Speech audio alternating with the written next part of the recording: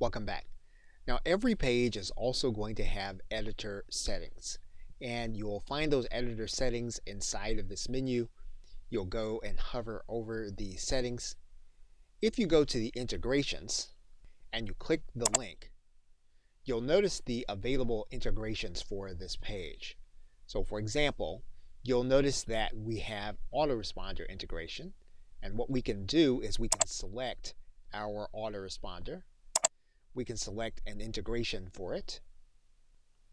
We can select the list.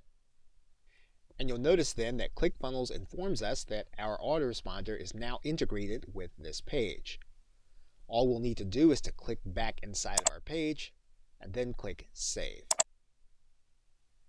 If we hover back over our settings, you'll notice that there is a green check mark in the integrations area. That means then that we are then connected. We then have metadata for this page for search engine optimization. We can then click inside of this link. What we're going to do is we're going to write in an SEO optimized title so that our page will reflect what we want it to if it is found in search. So we can write in our title and write in our description. We'll then want to write in any keywords that we feel would be relevant for us to rank and search. We'll want to write in our name, and then we'll give it the opportunity to place a social image. And what will happen is that we can select an image that we want to appear on social networks when our page is shared. So for now, we're not going to place this image, and we're just going to click inside of this area, and we're then going to click Save. We'll then come back to the settings area and we'll click Tracking Code. And any code that we are using in order to do tracking.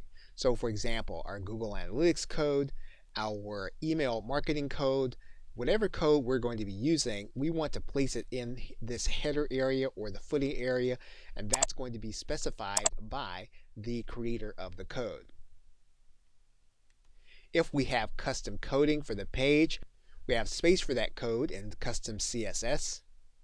If we want to change the background or typography, we can do that in these two areas. And then we also have general settings.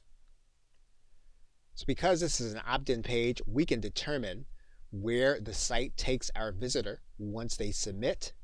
We can place that in this box.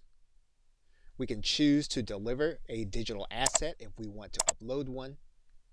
If we want our affiliate badge to show, that means that if someone clicks on our ClickFunnels affiliate page, we can then be credited. And then if we want the page to show up in the search engines, we can leave this as show. If we don't, we can set it at hide. Now we can choose to save this page as a template that we're going to use again.